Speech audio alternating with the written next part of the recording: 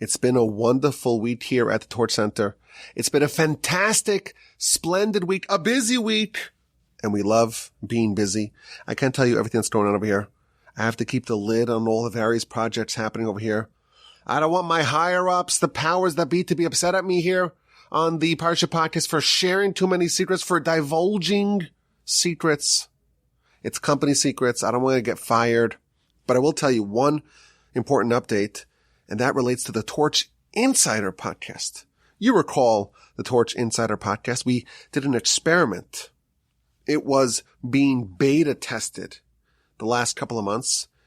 It's a podcast that's not available on any of the directories. You go to your Apple Podcasts app and you search Torch Insider Podcast. You don't find it. You look for it on Spotify. You won't find it.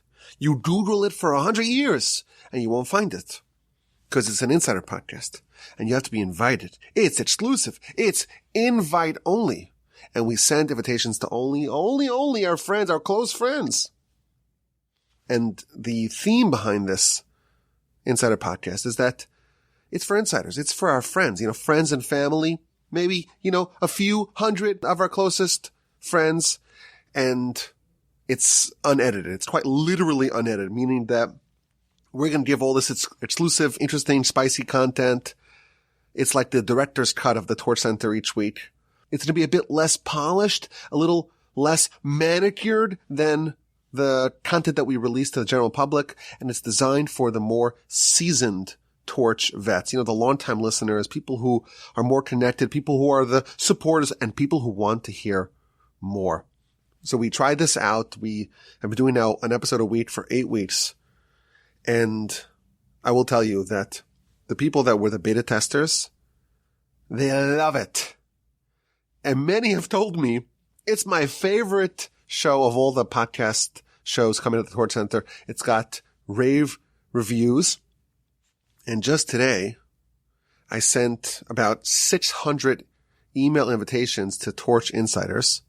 I'm talking on Tuesday, and I'm going to release this on Wednesday evening, as we always do. So check your emails if you qualify. If you're a Torch Insider, check your emails and subscribe. You'll have all the instructions of how to do it. Again, you cannot listen to it unless you're invited. So if I don't have your email address, you're never going to listen to it because I don't even know where to send the invitation to. If I have your email address and you qualify as a Torch Insider, you have received this email. It might be in your spam, and the email will include all the instructions for how to subscribe. You could subscribe on Apple Podcasts and many of the other podcast shows. You cannot subscribe on Spotify because Spotify, for whatever reason, does not accommodate these private feeds, these invite-only feeds.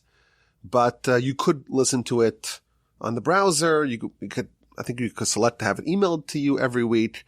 And just this past week, we recorded a nearly 2-hour-long debate and discussion about why the arguments for and against why the yeshiva students should receive an exemption from the army in Israel. We talked about the history and the rationale, the various arguments of that.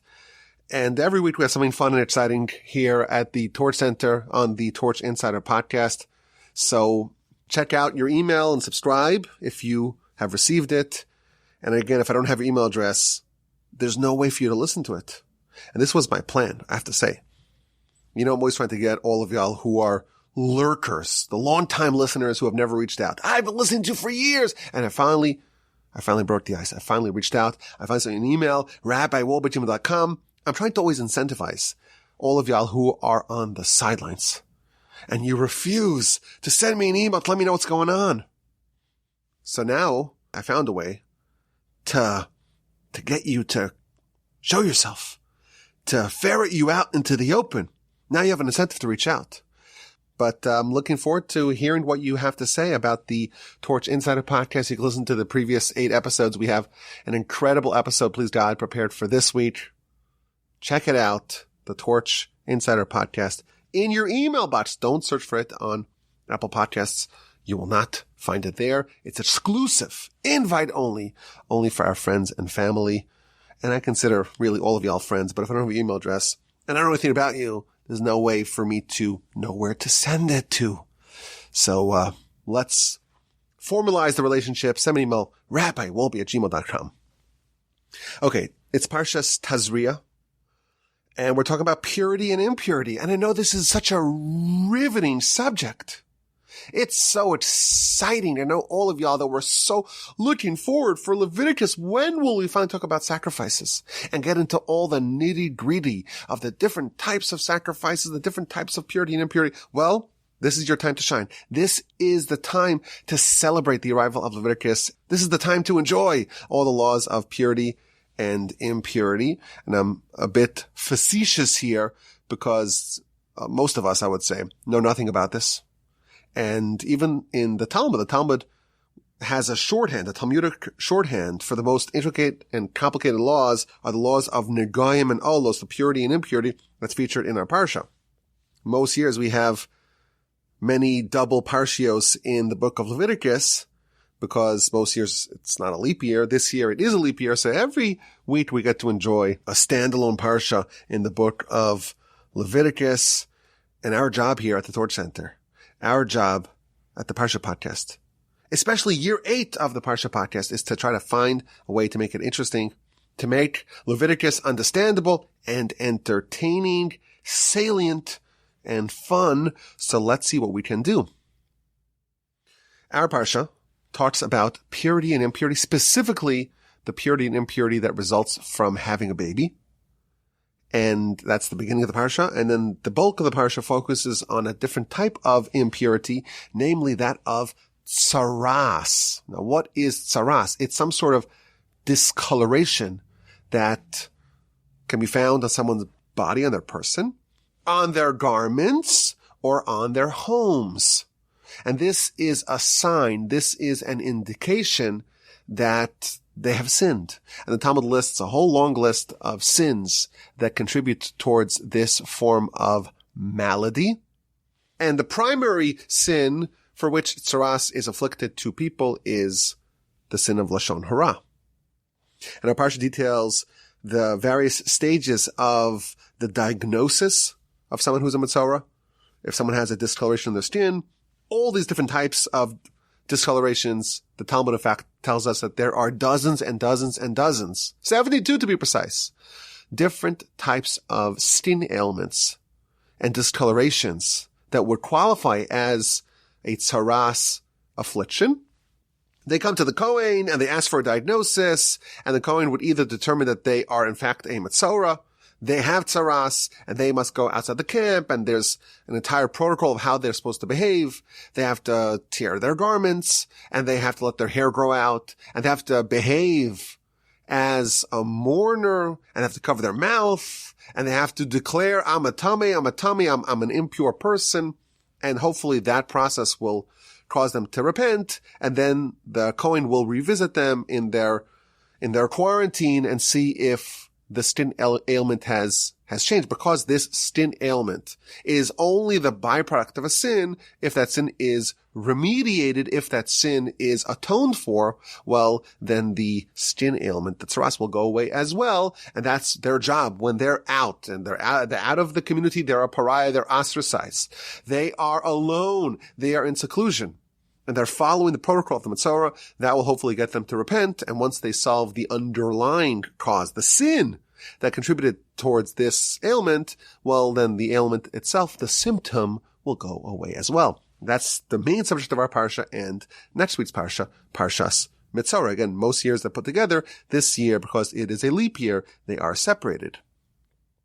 And the 3 segments that I prepared for you today for this Parsha podcast, they all relate to tzaraas, this type of impurity, the impurity that typically comes because of lashon hara. And the section begins, chapter 13, Adam, a person, tia be'or besaro, when he has on the skin of his flesh, he has the se'es, or sapachas, or baheres, different types of skin ailments that may in fact be tzaraas. And they come to the Kohen has to evaluate, he has to look at it, he has to assess it, and determine whether or not it's real tzaraas. Is it maybe tzaraas? Well, let's wait till next week, or maybe it's actually tzaraas. You have to go outside the camp and follow the protocol and so on. That's how our Parsha begins. Or not the Parsha, but the section that talks about tzaraas, how it begins. But if you read this verse very carefully, this is chapter 13, verse 2, it seems like there's an extra word. Tzaraas, of course, could be found on your skin. It could be found on your garments. It could be found on your home. Now, this section begins with tzaraas on your skin. Well, the Hebrew word for skin is or. Now, or also means light, but or with an aleph means light, or with an ayin means skin. But the verse doesn't say when you find some sort of discoloration on your skin, it says be'ar bisaro, the skin of your flesh. Now, the truth is, the verse could have said, when you find any one of these things, the se'es, the sapachas, the baheres, and so on, these are different names for different types of ailments.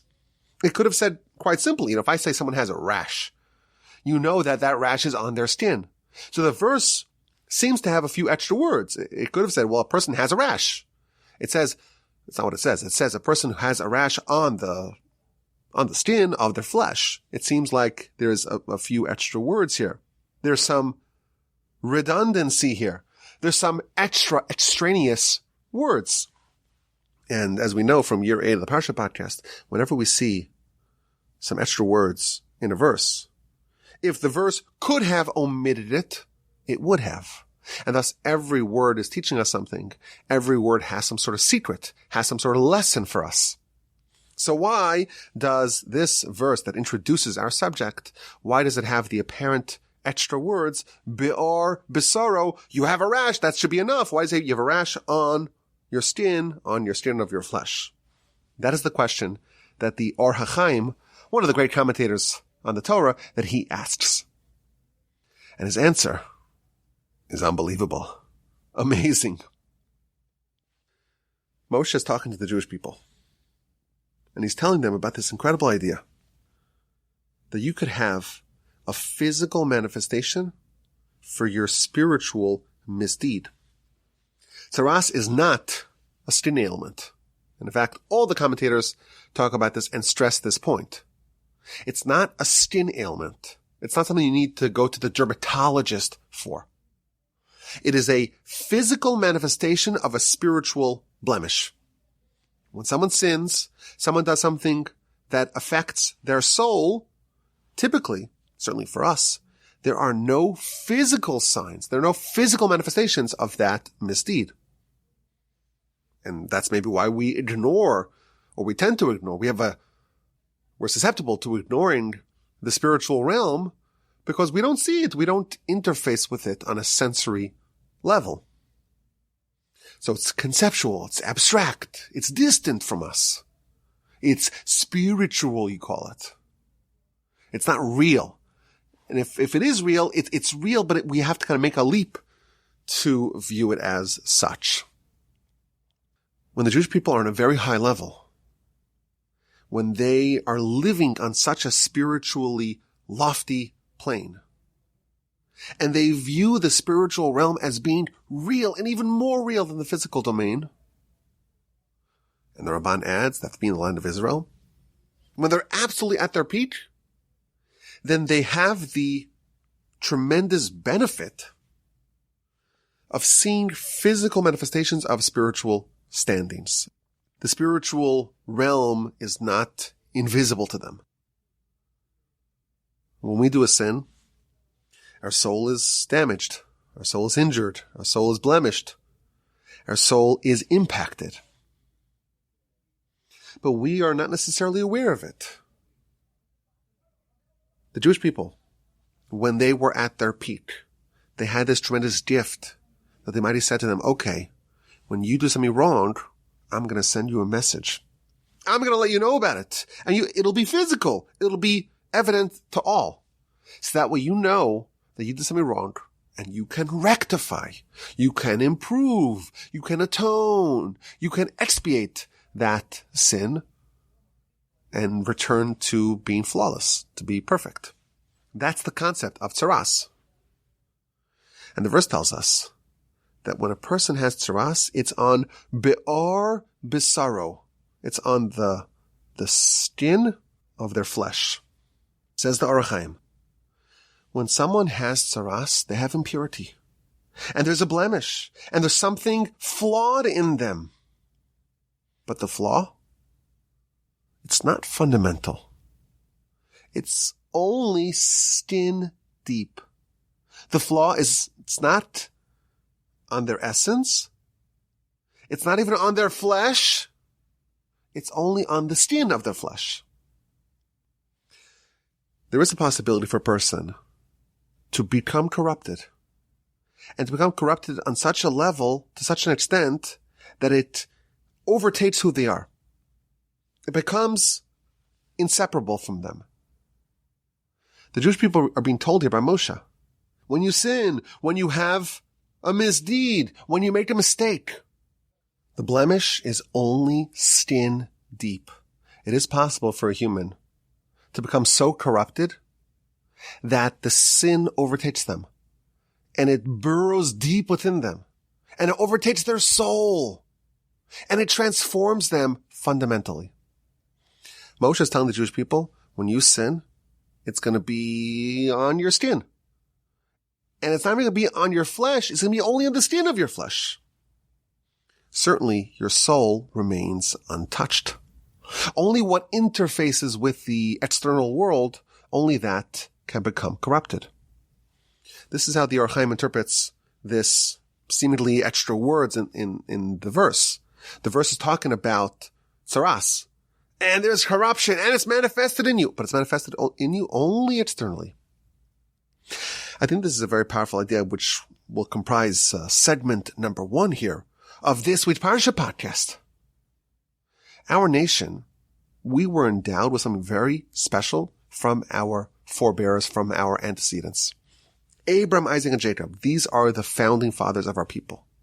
And the soul that they had and the soul that they perfected, that is what they bequeathed to us, their descendants. And we may be far, and we may be distant, and we may be sinful. But there's something within us. There's a core. There's an element that remains untouched, no matter what we do externally. There is a flicker of inextinguishable holiness that lies within each and every one of us. And that cannot be eliminated. We may be distant. We may become corrupted. We may make terrible mistakes. We may have done things that were problematic and we wish we hadn't done and are flaws. But our mistakes are really only skin deep.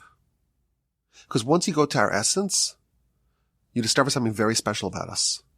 You discover the fact that we descended from Abraham, Isaac, and Jacob, and we are the nation of God, and we were redeemed from Egypt, and we ate the manna for 40 years, and our ancestors frequented God's holy temple. And we have a soul that's capable of changing the whole world. That is our essence, and that will remain untouched. In the beginning of Song of Songs, there is a verse that tells us, well, the quote is, "Don't look at me, because I am dark, I am swarthy, because the sun has gazed upon me." So the author here, King Solomon, is telling us that I may appear to be darkened, but it's only surface deep. It's only because I got a suntan. And the Midrash elaborates, the Jewish people, we are not impervious to sin. We're not impervious to making mistakes. We can do terrible things. We can become dirtied, sullied with sin. But even when we do terrible things, we can very easily come back. Because those sins, those areas of ourselves that become covered over with sin, blackened with sin, it's akin to a suntan. And he gives an example, an analogy of a prince who made the unwise decision to go for a very long walk in the desert. And when he was in the desert, He got burned and he got suntanned and his face got all blackened and his whole body got blackened. And he enters the city finally after this long trek. And he looks terrible. But you give him some water and you wipe him up and you clean him up. And before long, he once again shines like a prince. So too, the Jewish people. Yes, we may have done sins. Yes, we may have done idolatry. And we have become blackened. Our radiance, our resplendent beauty may have been harmed. We become sullied. But that, King Solomon tells us in the book of Song of Songs, chapter 1, verse 6, that is akin to a suntan. This is the same idea that the Orach Chaim is telling us. Our Parsha deals with the unfortunate circumstance when one of our people, who really should have been holy and elevated and transcendent above the rest of humanity, we made a mistake. And there are immediate consequences to it. There's a physical manifestation now of this misdeed. There's tzaraas. But even then, the verse highlights it's only ba'or b'soro. It's only on the skin of their flesh. All of us, at our core, we're still part of this great fraternity of Abraham, Isaac, and Jacob. The people who are at the vanguard of trying to change the world. The people who are God's emissaries and representatives in the world. The people who have this incredible soul, this fire within us that burns so strongly. I saw a quote this week that I really liked from John Steinbeck, the great American writer. He said that socialism never took root in America. Socialism was very popular elsewhere, but not here. Why not? Because the poor see themselves not as an exploited proletariat, but as temporarily embarrassed millionaires. If you're American, you have the American spirit. I'm going to be a millionaire. I'm going to make it big. And well, right now I'm poor and I'm embarrassed of the fact that I really should be a millionaire and I'm not. That's the American mindset. And that's why socialism doesn't work over here. That is a parallel to how we really are as a nation. We're temporarily embarrassed princes and princesses. We're all the Almighty's representatives in the world. We're all the people that the Almighty said, you are mine, and I'm committed to you forever. We are all part of this kingdom of priests and a holy nation. We're the best of the best. And yes, we may be temporarily embarrassed princes, but we're princes nonetheless. And the verse is highlighting this. Yes, we may have sinned. Yes, we may have become corrupted, but it's only ba'or b'saro. It's only on the skin of our flesh. Idea number one, a nice idea to get us started and warmed up here on the Parsha Podcast. Here is segment number 2. Now, this is an example of a Torah idea that you and I, we can never hope to emulate this. This is an example of one of the earlier sages operating on such a different level than us. Only someone who's operating on a different level and who has total, absolute mastery over the entire Torah. Only someone like that can even conceive of such an idea. Our Parsha deals primarily with tzaraas. And there are many people, well, not many people, but there are a selection of people who had tzaraas that we know of historically. And one of them was actually a non-Jew, a foreign general, a general of Aram, and his name was Naaman. And we read his story in the book of Kings 2, and it's actually the Haftorah for our Parsha Tazria. It tells the story of this Naaman, and he has tzaraas, and he has a hostage, a captive, a Jewish captive girl, and he has tzaraas and no one could heal him. And this girl tells him, well, go to the Jews, go to their prophets, and they'll heal you. So he travels to Elisha. He's this very important general. And Elisha tells him to go wash in the Jordan River 7 times. He does that, and he is healed. That's the story told in the Haftarah about Naaman's tzaraas and how it was ameliorated. Now, this is a very different system than the one that's outlined in our Parsha. In our Parsha, we tell of someone who has tzaraas, and it goes to the Kohen diagnoses it, tells him to be quarantined for 7 days, go outside the camp, rip your garments, let your hair grow out, cover your mouth, announce that you're tummy, announce that you're impure. That's not the protocol that Elisha put Naaman on. He gave him a very different prescription for how to heal his tzaraas. So here's the question. How did Elisha know that this is the proper protocol to heal Naaman's tzaraas? Listen to this calculation. Listen to this genius calculation. The word Naaman, so that's the name of this general, this foreign general that came to Elisha. But that name, Naaman, starts with the letter Nun and ends with the letter Nun. So Naaman. It starts with Nun, ends with Nun. There are only 3 verses in the entire Torah that start and end with the letter Nun. Now again, you and I today, maybe with computers, we can figure this out. The Megala Mukos, who's going to tell us this calculation, he lived 400 years ago, way before computers. So he just knew it all because he was an absolute expert on a level that we cannot even fathom. There are only 3 verses in the Torah of the 5,845 verses. There's 3 of them that begin and end with the letter Nun. The first one is in our Parsha. Nega tzaraas, an affliction of tzaraas, tizia ba'adam v'huva el ha-kohen.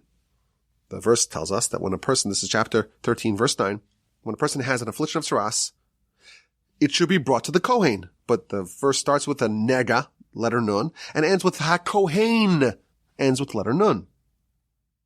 The second time we have this phenomenon of a verse beginning and ending with the letter Nun, it's in chapter 32 of the book of Numbers. This is telling of the tribes of Reuven and Gad and half the tribe of Manasseh. They want to stay on the eastern side of the Jordan River. They don't want to cross over to the west side. Why? You remember the story. They have a lot of animals and they want to stay where they could graze. There's lots of land for pasture there.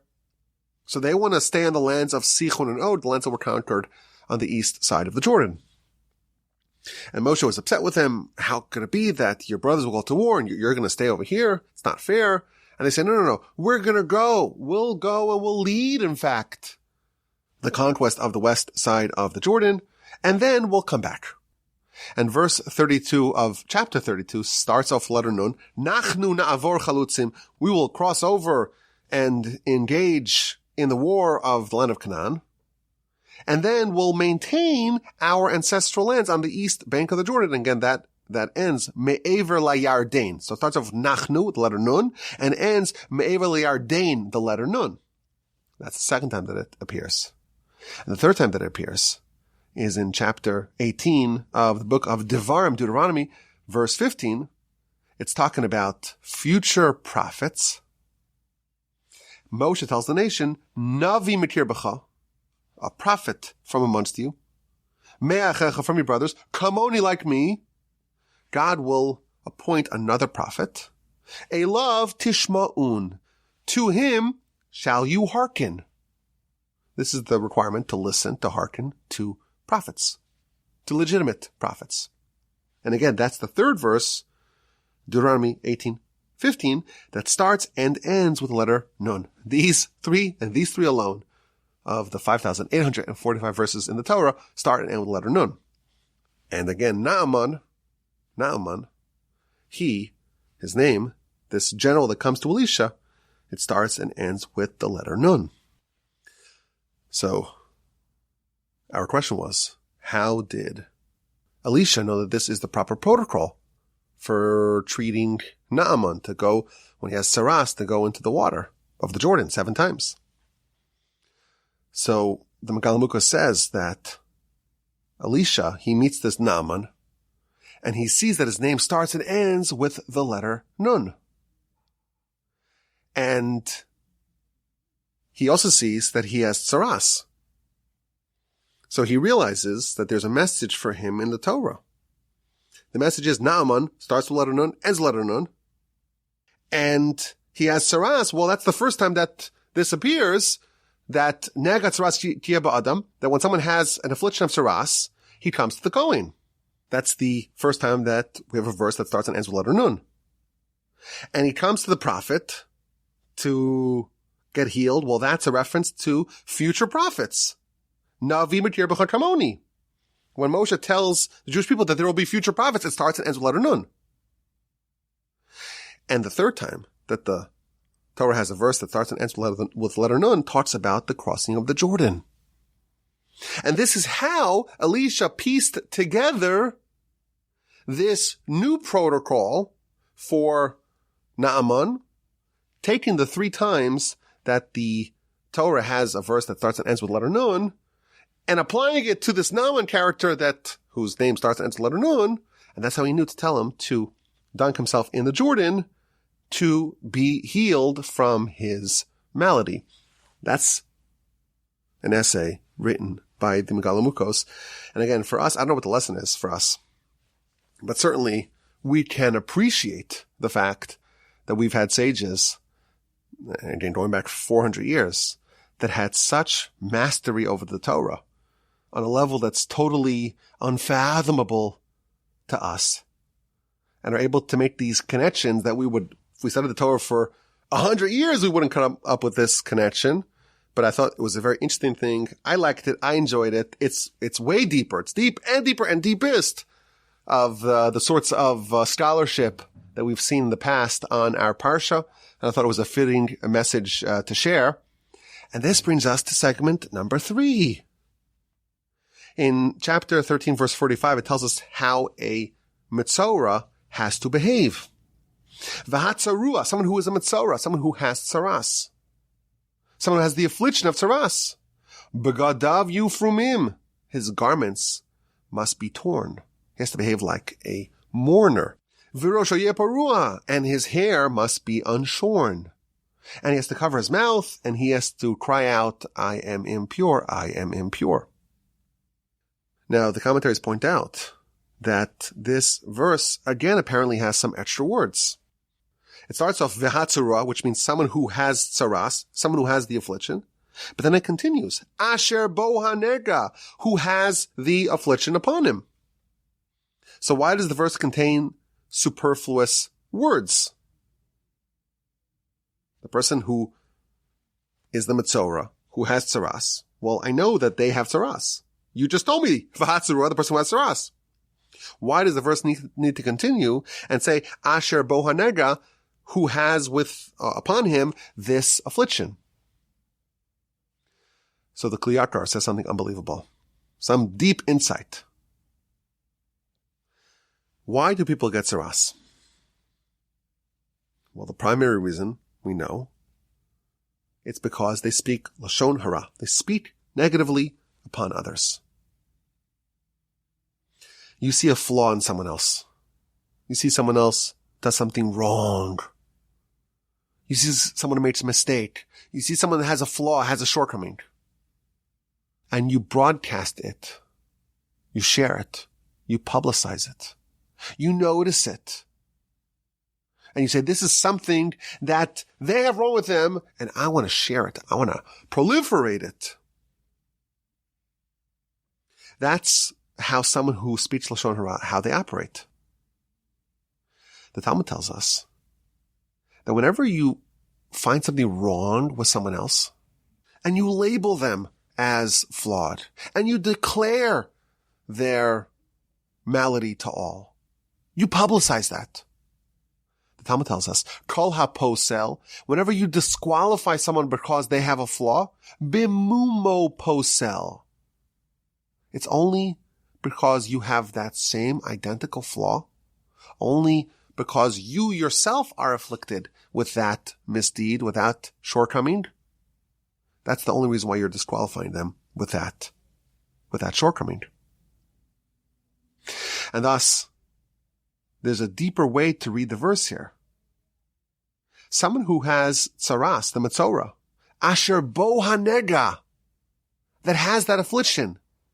It's not referring to the affliction of tzaraas, but to the affliction of the flaw, of the shortcoming, of the malady that they tried to pin on someone else. Only because you had this same flaw, that's the only way you found this flaw in others. The essence of Lashon Hara is v'hatzaru asher bo hanega. The person who has tzaraas, who has that same affliction, that same malady, the same shortcoming and flaw that they found in others. The essence of Lashon Hara is projection. You are disqualified by the same manner that you tried to disqualify others. Of course, this is all subconscious. We're not aware of our own flaws. In fact, we have a very hard time finding our own flaws.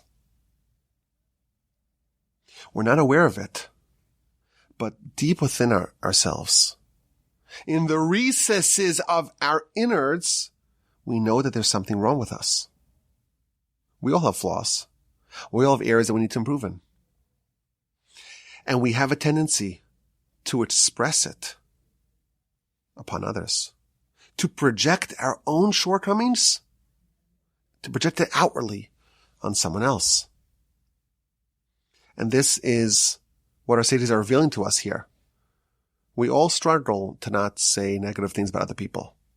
It's much easier for us to find flaws and faults and shortcomings and problems with others than it is for us to find it with ourselves. And our sages are telling us, kol haposel, you disqualify someone else, bimumo posel. When you have tzaraas, asher bo hanega, that flaw, that affliction that you thought, that you pointed out in someone else, you actually have it yourself. And I think it could be very helpful to know this. It could be very beneficial. Because when you constantly find other people that are angry, that are unkind, that are not generous, that maybe are a bit impatient, that are flawed in whatever way, the kinds of flaws that you notice in others are actually a reflection of flaws that you have within yourself. That's what our sages are telling us. And this is a revolutionary insight. You find flaws in others. The type of flaws that you find in others are the ones that you have within yourself. And thus, if we want to engage in the dark arts of self-discovery, one of the ways that we can do it is by finding the type of flaws that we see in others. Because whenever we see flaws in others, that's actually a reflection of what we have within ourselves. And instead of projecting it outwardly and announcing it to the world and engaging in Lashon Hara, in taking our tongue and speaking it, we make a mental note of it. And we say, oh, that's probably something I have within myself that I need to improve upon. We have someone who speaks Lashon Hara, and they found some flaw, some shortcoming, some affliction in someone else. And they said it. They have tzaraas. And the Torah tells us that hatzarua, the person who has tzaraas, asher bo hanega, that has that flaw, that same flaw that they tried to pin on someone else. You rip your garments. You let your hair grow out. You behave as a mourner. You declare upon yourself, I am impure. You are sent out of the camp. You're in solitude. You're in isolation. And you're a pariah. No one wants to get close to you. Part of your process of atonement and cleansing yourself of this flaw is to ponder and to think where it came from. And perhaps, who knows, perhaps it may have come from within.